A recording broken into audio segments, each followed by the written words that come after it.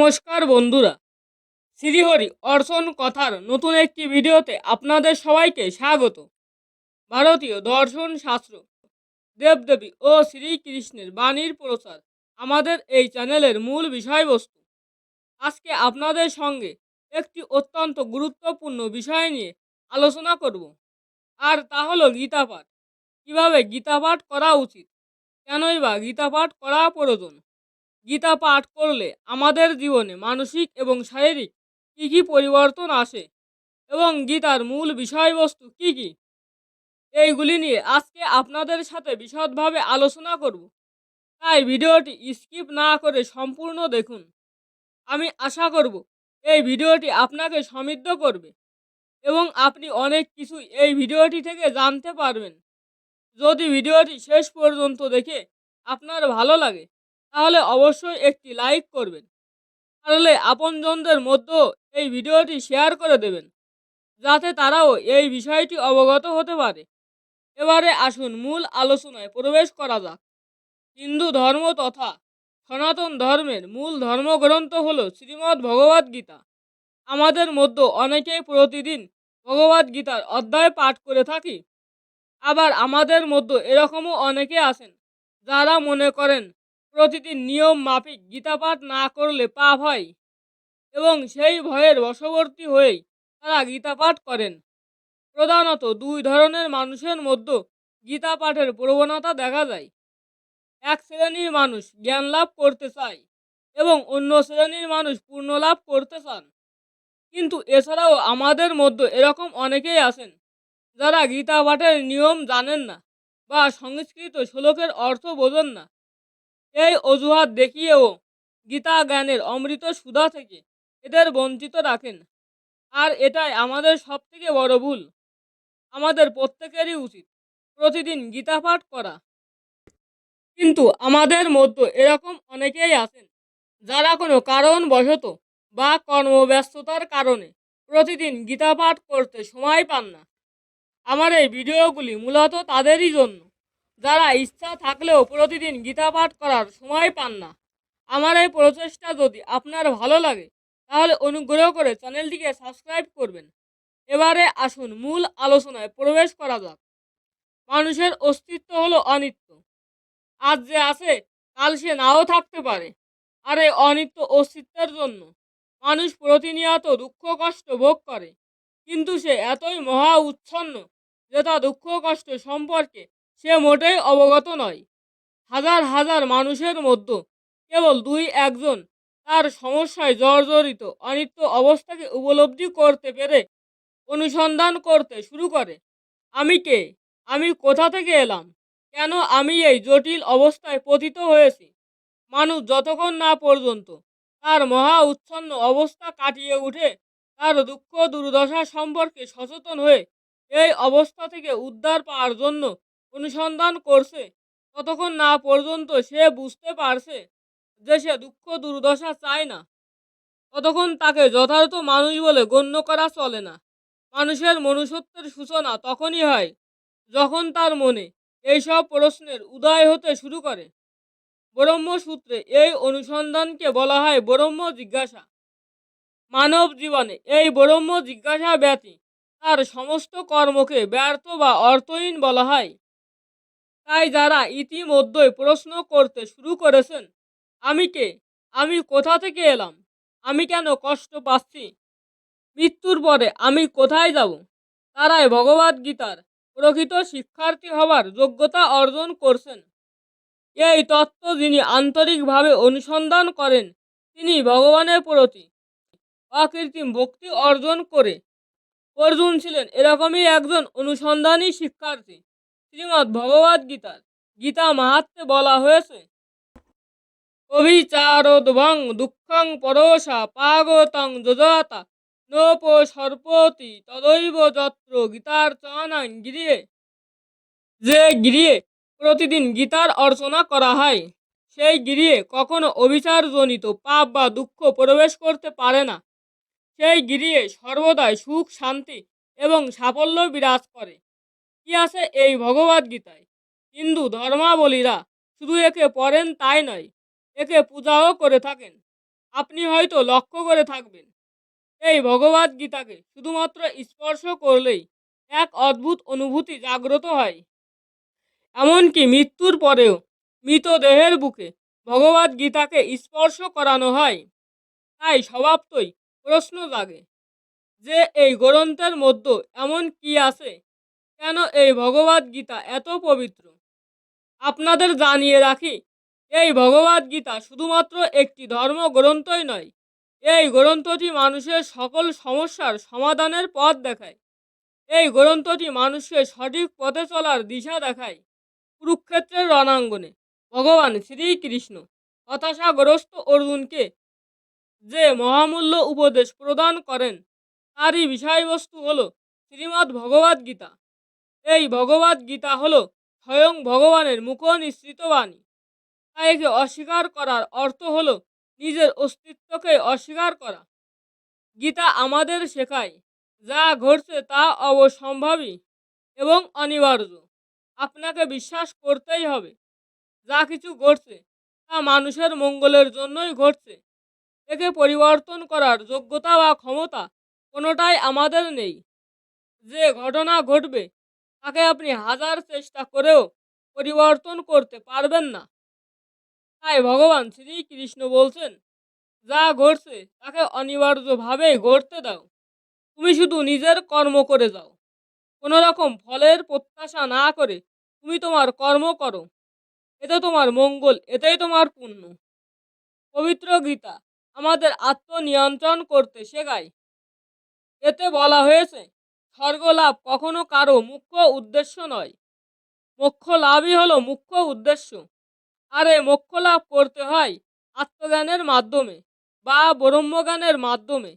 এই ব্রহ্মকে জানা তখনই সম্ভব হয় যখন কেউ আত্ম উপলব্ধি করতে পারে।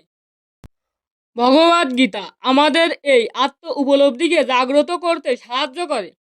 গীতা আমাদের শেখায়, আমাদের দেহের থেকে আমাদের ইন্দ্রিয় বড়। অর্থাৎ আমাদের এই যে দেহ আছে, তার থেকে বড় হলো আমাদের পঞ্চ ইন্দ্রিয়। ইন্দ্রিয়ের থেকেও বড় হলো জ্ঞান বা বুদ্ধি। বুদ্ধির থেকে বড় হলো আত্মা। আর আত্মার থেকে বড় হলো পরমাত্মা। আমরা প্রত্যেকেই হলাম সেই পরমাত্মার এক একটি অংশ। আর আমরা যেহেতু পরমাত্মার অংশ, তাই আমাদের আত্মাও হলো অবিনশ্বর এবং চিরন্তন। একে কখনো ধ্বংস বা বিনষ্ট করা যায় না।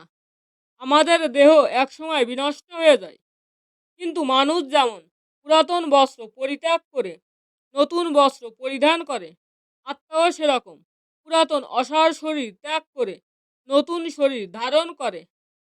নৈনং ছিন্দাতি শস্ত্রাণি নৈনং দহতি পাবক ন চৈনং ক্লেদয়ং তব ন শোষয়তি মারুত। আত্মাকে অস্ত্র দ্বারা ছেদন করা যায় না। বায়ু ইহাকে শুষ্ক করতে পারে না, জল একে আর্দ্র করতে পারে না, আর আগুন ইহাকে পোড়াতে পারে না।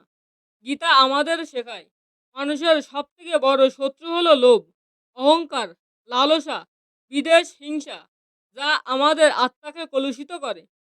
আর আমরা এই ষড়রিপু থেকে কিভাবে মুক্ত হব, তার পরিত্রাণের কথা পরমাত্মা ভগবান শ্রীকৃষ্ণ ভগবদ গীতায় বর্ণনা করেছেন। যতক্ষণ না আপনি আপনার মন থেকে সন্দেহকে পরিহার করতে পারছেন, যতক্ষণ না আপনি আপনার মনে বিশ্বাস স্থাপন করতে পারছেন, ততক্ষণ আপনি কোনো কাজেই সফল হতে পারবেন না। আপনি কিভাবে নিজের মানসিক শান্তির আশা করতে পারেন, যখন আপনার নিজের ওপর নিজেরই আস্থা নেই? কিভাবে আপনি আপনার মনকে সন্দেহমুক্ত পরিচ্ছন্ন রাখবেন? গীতা আমাদের সেটাই শেখায়। পরমাত্মা ভগবান শ্রীকৃষ্ণ কেউ বললেন, এই জগতে চিন্ময় জ্ঞানের মতো পবিত্র আর কিছুই নেই। এই জ্ঞান সমস্ত যোগের পরিপক্ক ফল। ভগবত ভক্তি অনুশীলনের মাধ্যমে যিনি সেই জ্ঞান আয়ত্ত করেছেন, তিনি কালক্রমে আত্মায় পরশান্তি লাভ করেন। তিনি বললেন, নহি জ্ঞানেন সদৃশং পবিত্রমিহ বিদ্যতে তৎ স্বয়ং যোগা সংসিদ্ধ কালেন আত্মনিবিন্দতি। জ্ঞানের তাৎপর্য হলো পরমার্থ উপলব্ধি। তাই এই দিব্য জ্ঞানের মতো মহিমান্বিত ও নির্মল আর কিছুই হয় না। আমাদের বন্ধনের কারণ হলো অজ্ঞান এবং মুক্তির কারণ হলো জ্ঞান। এই জ্ঞান হলো ভগবত ভক্তির সুবক্ষ ফল। এই জ্ঞান যিনি লাভ করেছেন তাকে আর অন্যত্র শান্তির অন্বেষণ করতে হয় না, কেননা তিনি তার অন্তঃস্থলে নিত্য শান্তি উপভোগ করেন। পক্ষান্তরে বলা যায়, এই জ্ঞান ও শান্তি কৃষ্ণ ভাবনামিতে পর্যবসিত হয়। ভগবদ গীতার এই হলো চরম উপদেশ। প্রতিটি ব্যক্তি, তা সে আপনি হন বা আমি, নিজের ভেতর থেকে অনুপ্রেরণা নিয়ে থাকি। পরমাত্মা বলেছেন, মন আমাদের সবথেকে বড় বন্ধু, আবার সময় বিশেষে সবথেকে বড় শত্রুও বটে। যদি আপনি নিজের মনকে নিয়ন্ত্রণ করতে শিখে যান, তাহলে সে আপনার পরম বন্ধু হয়ে ওঠে। আর যদি তা না পারেন, তাহলে সেই মনই আপনার পরম শত্রু হয়ে উঠবে। আমরা নিজেরাই নিজেদের চিন্তা ভাবনা থেকে বহুল পরিমাণে অনুপ্রাণিত হই এবং সেই প্রভাবের দ্বারা চালিত হয়ে আমরা কর্ম করে থাকি। তবে মনে রাখবেন, আজকে আপনি যে কর্ম করছেন তার বিচার যথোপযুক্তভাবেই সম্পন্ন হবে। আর যে কর্ম আমরা করছি তার ফল আমাদের ভোগ করতেই হবে, তা সে ভালো হোক বা খারাপ। আর আপনার করা কর্মের ফল যদি আপনি ইহ জগতে ভোগ না করেন, তাহলে সেই কর্মের ফল পূর্ণরূপে বা দণ্ডরূপে আপনাকে মৃত্যুর পর পেতে হবে, এবং সেটাই মৃত ব্যক্তির শেষ পরিণতি নির্ধারণ করবে।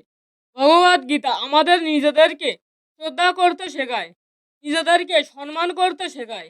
আপনিও যদি নিজেকে জানতে চান, এই পরম ব্রহ্মকে জানতে চান, নিজের শক্তিকে চিনতে চান, তাহলে প্রতিদিন গীতা পাঠ করুন।